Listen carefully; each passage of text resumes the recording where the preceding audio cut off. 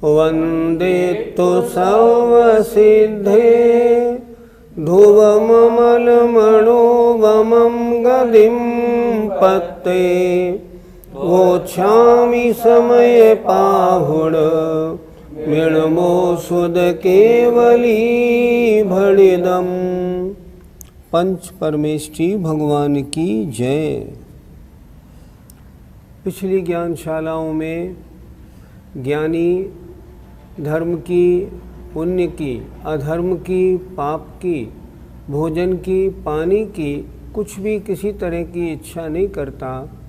वह तो उसका भाव तो अपने में ही रहने वाला हमेशा बना रहता है, क्योंकि उसने अपने को ज्ञायक भाव मात्र मान रखा है। अब यहाँ बता रहे हैं उसी बारे में सारांश के रूप में कुछ कह रहे हैं। देखिए गाथा नंबर 227। इच्छा दिए दुविविहे, इच्छा दिए दुविविहे, सवे भावे अनिच्छदेणानि, सवे भावे अनिच्छदेणानि, जानग भावो नियदो, जानग भावो नियदो, नीरालम्बो यसवत्थ, नीरालम्बो यसवत्थ। इच्छादिये दुविविहे, सवे भावे अनिच्छदेणानि,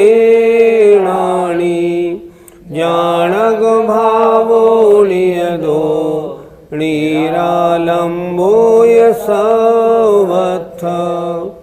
इच्छादिये दुविविहे, सवे भावे अनिच्छदेणानि, जानग भावो नियदो, नीरालम्बो यसवत्थ। इच्छादि इत्यादि, एदु माने इन, विविहे विविध प्रकार के, तरह तरह के, सवे भावे सभी भावों को, राणी ज्ञानी, ऋया इच्छदे इच्छा नहीं करता है। ऋच्छदे में ऋणा इच्छदे नहीं चाहता है। अर्थात आचार्य कह रहे हैं हमने पहले बता दिया पुण्य भावों की, अधर्म पाप भावों की, धर्म अधर्म आकाश आदि द्रव्यों की, नरक आदि गतियों की, भोजन और पानी, इन किसी भी भाव को ज्ञानी नहीं चाहता है। फिर देखें इच्छादि इत्यादि, एदु माने इन, विविहे माने विविध माने तरह तरह के, सवे भावे सभी भावों को, राणी या इच्छदे ज्ञानी इच्छा नहीं करता नहीं चाहता। कैसा है? जानग भावो वह तो ज्ञायक भाव मात्र है, नियदो नियत है, और सर्वत्र निरालंबो निरालंब है, किसी आधार से रहित, अवलंबन रहित है। जिसने अपने आत्म स्वभाव को ऐसा निर्णय कर लिया है मैं तो ज्ञायक भाव मात्र हूँ, मैं तो नियत हूँ, मैं तो हमेशा आलंबन रहित हूँ, वह फिर अन्य पदार्थों की ओर अपना चित्त क्यों जाएगा, क्यों चिंतन करेगा, क्यों उधर जाने देगा? नहीं जाने देगा, वो तो उसी में रहेगा। इसलिए ज्ञानी इन सब तरह तरह के भावों की इच्छा नहीं करता, वह तो ज्ञायक भाव मात्र है, मात्र जानने देखने वाला रहता है, आलंबन रहित रहता है और नियत है, हमेशा एक सा रहने वाला, एक से स्वभाव वाला होता है।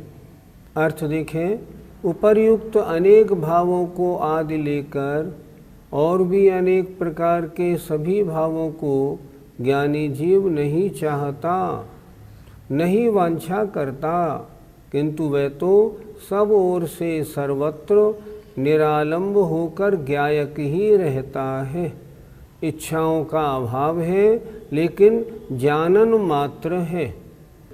गाथा में एक शब्द दिया है, विवेहे सव्वे भावे। विवेह माने तरह तरह के समस्त भावों का, पदार्थों का उनकी इच्छा नहीं करता, उनकी ओर अपने ध्यान को नहीं दौड़ाता। क्यों? उनकी इच्छा नहीं है, अवांछक होकर रहता है। जब वे मुनि महाराज ऐसे हैं तो लोक का चिंतन कैसे करेंगे? ये लोक कितना लंबा है, कितना चौड़ा है, कैसा है, नीचे कैसा, बीच में कैसा, इन सारी बातों की ओर उनका ध्यान क्यों जाएगा? क्योंकि इधर अगर ध्यान जाएगा, यद्यपि अशुभोपयोग नहीं है पर शुभोपयोग तो है। शुद्धोपयोग से तो वो हट ही गए, उनको हटना पसंद है नहीं। शुद्धोपयोग का प्रयत्न करने में लगे रहते हैं, तब कभी कभी शुद्धोपयोग उनके होता है। शुद्धोपयोग हमेशा नहीं होता, पर शुद्धोपयोग में प्रयत्नशील भावना वाले हमेशा रहते हैं। ऐसे मुनिराज अन्य किसी और विषय को अपने चिंतन में नहीं आने देते। पंडित जी, क्या त्रिकाल संबंधी चिंतन उनका नहीं बनता? नहीं बनता। भूतकाल में क्या हुआ था, वर्तमान में क्या हो रहा है, भविष्य में क्या होगा, इस चिंतन को करना तो धर्म और अधर्म परिणामों में ले लिया। भूतकालीन संबंधी 24 तीर्थंकरों का अगर चिंतन करेंगे तो भूतकालीन धार्मिक परिणाम हुआ, और आगे के जो छठे काल के तमाम गलत व्यवस्था वाले परिणाम करेंगे ना, तो अधर्म पाप रूप परिणमन हो जाएगा। उनके न त्रिकाल संबंधी कोई भाव नहीं होता। आगे क्या होगा, पहले क्या हुआ, वर्तमान में क्या हो रहा है, आज संसार में कैसा अन्याय, कितनी गलत प्रवृत्तियाँ हैं, रंच मात्र भी चिंतन उनका उधर नहीं जाता। उन्हें तो अपने में ही आनंद आता है, तो वे तो वहीं रहते हैं। पंडित जी, वे मुनिराज इन पर पदार्थों के त्यागी किस प्रकार होते हैं? वे समस्त पर पदार्थों के त्यागी मन से, वचन से, काय से, कृतकारित अनुमोदना से सर्व प्रकार होते हैं। चिंतन भी नहीं करते, बोलते भी नहीं करते, प्रवृत्ति भी नहीं करते, स्वयं भी नहीं, अन्य से भी नहीं, करने वाले की अनुमोदना भी नहीं, उसने अच्छा कार्य किया नहीं, ऐसा चिंतन भी उनके नहीं होता। वो इन समस्त जितने भी कार्यों की बात अभी तक गाथाओं में हुई, नव कोटि से उनके त्यागी होते हैं। पंडित जी, यहाँ पर निरावलंब शब्द क्यों दिया? अवलंब माने होता है सहारा, आधार, और निरावलंब माने आधार, सहारे रहित। जैसे अनंत आकाश है, इसको किसी का सहारा नहीं चाहिए, इसलिए मेरी आत्मा ज्ञायक स्वभाव मात्र है, मैं किसी अवलंबन का आधार लेने का आकांक्षी नहीं, मैं तो निरावलंबी हूँ, मैं तो इन ज्ञानों से भरा हुआ चकाचक हूँ। ऐसा उनका चिंतन निरंतर बना रहता है। पंडित जी, यहाँ गाथा में नियत शब्द क्यों दिया है? मेरे स्वभाव में कोई हेर फेर नहीं होता। जैसा मेरा स्वभाव पहले था वैसा आज है, आगे भी वैसा रहेगा। कर्म के उदय के कारण समय समय पर तरह तरह के विभाव परिणाम हो जाते हैं, वो अलग बात है, पर मेरे स्वभाव में कोई अंतर नहीं पड़ता। मैं तो नियत सदैव एक सा रहने वाला ऐसा चिदानंद जीव तत्व हूँ, ऐसा श्रद्धान उनका पक्का रहता है, और उसी को जानने में उनका निरंतर अपना परिश्रम, निरंतर चिंतन उसी में चलता है, क्योंकि वो जानते हैं इसके अलावा अन्य सब पदार्थ तो हेय हैं। उनका चिंतन करने से आश्रव बंद होता है, आत्मचिंतन करने से आसंबर निर्जरा होती है, वह संसार मार्ग है और ये आत्मचिंतन मोक्ष मार्ग है। इसलिए हमेशा इसमें रुचिपूर्वक वो लगे रहते हैं। गाथा 227 का पद्यानुवाद देखिए। यो अंतरंग बहिरंग निसंग ज्ञानी, होता निरीह सबसे सुन संत वाणी। आकाश सा निरवलंबन जी रहा है, ज्ञानाभिभूत समता रस पी रहा है। ऐसे वे मुनिराज अंतरंग और बहिरंग से निसंग समस्त इच्छाओं से रहित हैं, ज्ञानी हैं, निरीह, निरीह माने जिनका किसी द्रव्य से कोई वास्ता नहीं। सुनो, ये संतों की वाणी है। और कैसे हैं? आकाश की तरह निराधार जीते हैं, उन्हें किसी का अविलंबन नहीं चाहिए। क्या करते हैं? ज्ञान में अभिभूत डूबे हुए रहते हैं और समता रस का पान करते रहते हैं। बहुत सुंदर। आइए गाथा नंबर 228 देखते हैं। ओ पर्णोदय भोगे, ओ पर्णोदय भोगे, वियोग बुद्धि तस्य सोनित्यम, वियोग बुद्धि तस्य सोनित्यम। कंखामणागदस्य, कंखामणागदस्य, उदयसनकुवदेणानि, उदयसनकुवदेणानि। बोलो।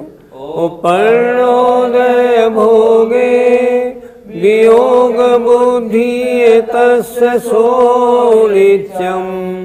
कंखामणागदस्य, उदयसनकुवदेणानि। पर्णोदय भोगे, वियोग बुद्धि तस्य सोनित्यम। कंखामणागदस्य, उदयसनकुवदेणानि। इस गाथा में ज्ञानी की पहचान आचार्य बता रहे हैं। हम और आप सब समय सार पढ़ तो रहे हैं, लेकिन ये प्रवृत्ति हम में उतरनी चाहिए। हमको ऐसा बनना चाहिए। कितनी सुंदर गाथा है, देखें। उपर्ण उदय भोगे। उपर्ण माने कर्म के उदय से उत्पन्न, उपर्ण उदय कर्म के उदय से उत्पन्न, भोगे कर्मोदय का भोग, अर्थात वर्तमान काल के कर्मोदय का भोग, अर्थात वर्तमान में कर्म के उदय से हमको जो भोग मिले हैं, यह भोग वियोग बुद्धि, वियोग बुद्धि से होता है। तस् उस ज्ञानी के, सो माने वह, नित्यम माने सदा ही। अर्थात क्या अर्थ हुआ? वर्तमान काल में कर्मोदय से प्राप्त जो पदार्थ हैं, उनका भोग उस ज्ञानी के सदा ही वियोग बुद्धि से होता है। वियोग बुद्धि नष्ट हो जाए चाहे रहे, कोई आपत्ति नहीं, हमेशा ऐसे रहता है। कंखाम अनागदस्य, कंखाम माने आकांक्षा, अनागदस्य आगामी काल के, और उदयस्य उदय की, णाणी माने ज्ञानी, णकुब्बदे नहीं करता है। भोग तीन प्रकार के, एक वर्तमान काल, एक भूतकाल में जो हमने भोगे, भविष्यत काल में जो हम भोगेंगे। वर्तमान काल में जो भोग मिल रहे हैं, वियोग बुद्धि से नष्ट हो जाए तो हो जाए, मुझे इनके संयोग की कोई वांछा नहीं है। अर्थात वर्तमान काल में प्राप्त जो भोग हैं, उनमें भी आसक्ति पूर्वक वह नहीं भोगता। भूतकाल के तो समाप्त हो गए, उस ओर तो ध्यान जाने का प्रश्न ही नहीं है। आगामी काल में क्या आकांक्षा रखता है ऐसे कर्म का उदय आए, मुझे ऐसे भोग भोगने को मिले। सोचिए, जो भोग मिले हैं जब उनमें ही उसकी वांछा नहीं है तो आगे और कैसे क्या मिले उस ओर उसकी वांछा होती नहीं। वर्तमान काल में जो भोग मिले हैं वो उनको ही नहीं भोगता। किसी के पास एक गाड़ी हो फिर भी वो उस गाड़ी को यूज़ नहीं करता हो, सुबह से शाम तक पैदल आना जाना करता हो, गाड़ी में नहीं चलता, हिंसा बहुत होती है, पैदल आता जाता हूँ, क्या वो कभी बड़ी गाड़ी की इच्छा करेगा? क्यों करेगा? उसी तरह जो भोग वर्तमान में प्राप्त हैं, जब उनमें ही राग नहीं, उनमें ही आसक्ति नहीं, तो आगामी काल के भोगों की वांछा नहीं होती। ज्ञानी ऐसा होता है, ये इस गाथा में बताया है। अर्थ देखें, वह वर्तमान काल के कर्मोदय का भोग ज्ञानी के सदा ही वियोग बुद्धि से होता है। नष्ट हो जाए हो जाओ, और ज्ञानी आगामी काल के उदय की आकांक्षा नहीं करता। आगे और कैसे कैसे भोग मिले इसकी उसे कोई आकांक्षा भावना नहीं होती। पंडित जी, कर्म फल का भोग कितने प्रकार का होता है? 3 प्रकार का होता है। एक, भूतकाल संबंधी, हमने अपने जीवन में जिन जिन कर्मों के उदय के फल को भोगा है, मैं पहले ऐसा ऐसा था, ऐसा ऐसे भोग मैंने भोगे। एक वर्तमान काल का भोग, इस समय मुझे इतनी सुविधाएं प्राप्त हैं और इनको भोग रहा हूँ। आगामी काल में ऐसे ऐसे भोग मुझे और मिले, मैं विदेशों में और घूमने जाऊँ, मैं हीरा पहनूँ, डायमंड पहनूँ, ऐसे जो भाव हैं ज्ञानी के कभी नहीं होते।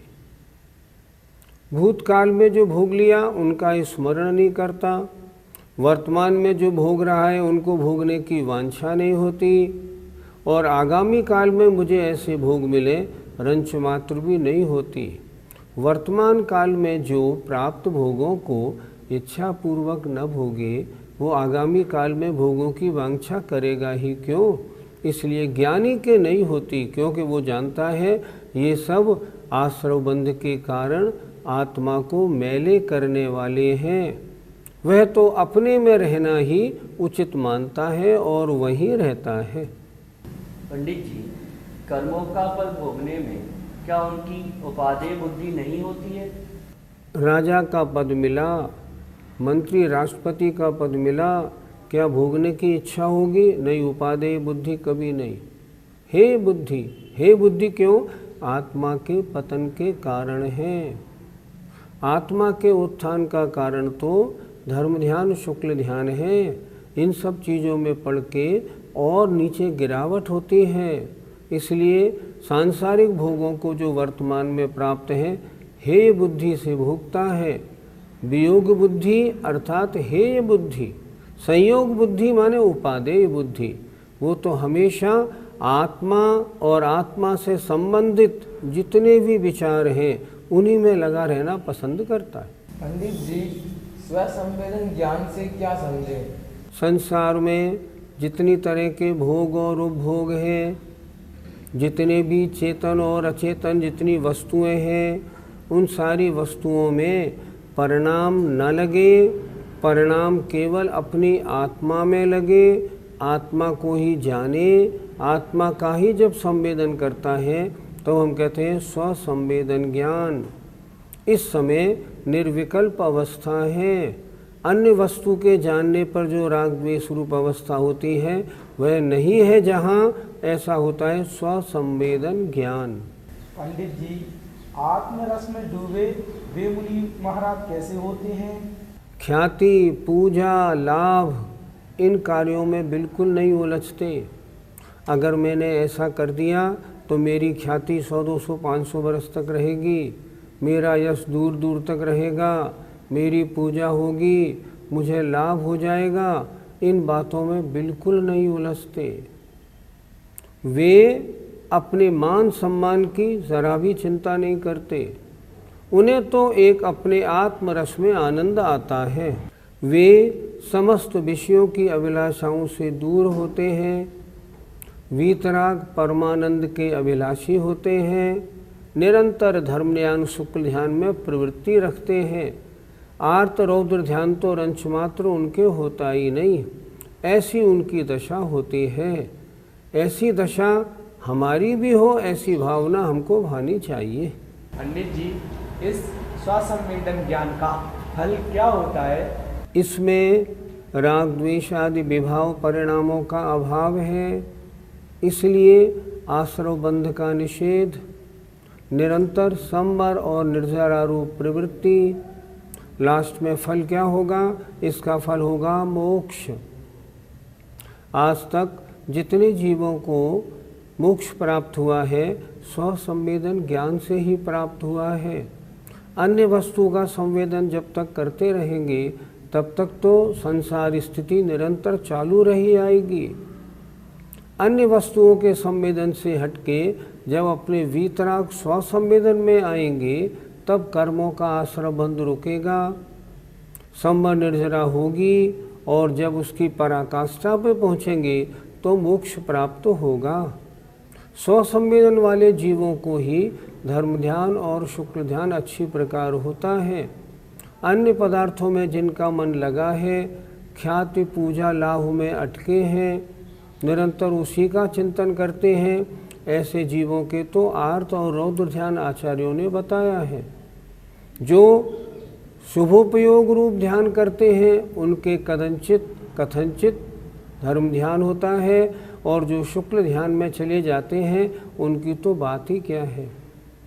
ये अपना प्रयत्न है। मैं प्रयत्न पूर्वक अन्य सारे पदार्थों से हटा के अपने चिंतन को अपने में ही लगाऊं, अन्य कार्यों में उलझूं नहीं। ये प्रवृत्ति हमारी ऐसी होगी तब ये ज्ञानी जीवों की दशा, जैसी आचार्य ने बताई है, ये दशा तभी प्रतिफलित होगी, अन्यथा नहीं। और बिना ज्ञानी बने मोक्ष मिलता नहीं। स्वसंवेदन ज्ञान या शुद्धोपयोग ये कारण है, केवल ज्ञान या मोक्ष की प्राप्ति ये कार्य है। इसलिए निरंतर वे इसी की ओर लगे रहते हैं और मनुष्य पर्याय का ये सर्वश्रेष्ठ पुरुषार्थ है। गाथा 228 का पद्यानुवाद देखें। ये पद्यानुवाद सामान्य नहीं है। आचार्षी और आचार्षी के संग के सब साधु हमेशा इस पद्यानुवाद को समय समय पर बोलते हुए मिलेंगे आपको। हमें और आपको अपनी परिणति इसी प्रकार की बनानी है। आज के इस पद्यानुवाद को सुनना नहीं, याद रखना है, अपने हृदय पर लिख लें। बहुत सुंदर। आइए देखते हैं। ना भूत की स्मृति अनागत की अपेक्षा, भोगोपभोग मिलने पर भी उपेक्षा, ज्ञानी उन्हें विषय तो विष दिखते हैं, वैराग्य पाठ उनसे हम सीखते हैं। कितना सुंदर पद्यानुवाद है। हमको कैसा बनना है देखें जरा। भूत की स्मृति नहीं, हमने पहले क्या भोग भोगे कभी याद नहीं करना है। अनागत की अपेक्षा आगे कैसे कैसे भोग मिले नहीं, इनके बारे में बिल्कुल नहीं सोचना। और जो भोग उपभोग की सामग्री प्राप्त भी हुई है उसका भोग भी उपेक्षा भाव से हो, निरासक्ति पूर्वक हो। आचार्य कितना अच्छा लिख रहे हैं। ज्ञानी कौन है? जिन्हें विषय तो विष दिखते हैं, जिन्हें पंचेंद्रियों के विषय तो जहर के समान दिखते हैं। जरा अपने दिल पे हाथ रख के पूछें, हमको पंचेंद्रिय के विषय कैसे लगते हैं? बड़े प्रिय। अच्छा भोजन, अच्छा पहनना, अच्छी ज्वेलरी मिल जाए तो हम बड़े प्रसन्न होते हैं। अज्ञानी हैं। देखिए क्या लिखा, ज्ञानी उन्हें विषय तो विष दिखते हैं। और जिनको पंचेंद्रियों के विषय जहर जैसे दिखते हैं उनसे हमको वैराग्य पाठ सीखने को मिलता है। हम सब आज का ये पद्यानुवाद जो पढ़ा है ना, अपने हृदय पे लिख लें। भोगों की, वर्तमान काल के भोगों की, जो भोगों की प्राप्ति हमें हुई है उसका भोग भी हमें अच्छी तरह मन लगा के नहीं भोगना। शास्त्रों में एक बात पढ़ने को मिली थी, जो जीव विदेश गमन करके धर्म की उपेक्षा करके पैसा कमाते हैं वे तो मिथ्या दृष्टि ही है। कारण, अरे सम्यक दृष्टि को प्राप्त भोगों में ही जब आनंद नहीं आ रहा तो और भोग ज़्यादा मिले ऐसा भाव क्यों बनाएगा? वो रुपए अधिक कमाने के लिए विदेश क्यों जाएगा जहाँ धर्म छूटते हैं? वो तो यहाँ रहेगा, धर्म बढ़ाएगा और जो ये सब संसार के झगड़े हैं इनसे दूर होगा। मेरा धर्म बढ़ता जाए और सांसारिक जितनी हैं परिस्थितियाँ उनमें मेरी उलझन कम होती जाए। ज्ञानी उन्हें विषय तो विष दिखते हैं। कितना सुंदर है। जय जिनेन्द्र।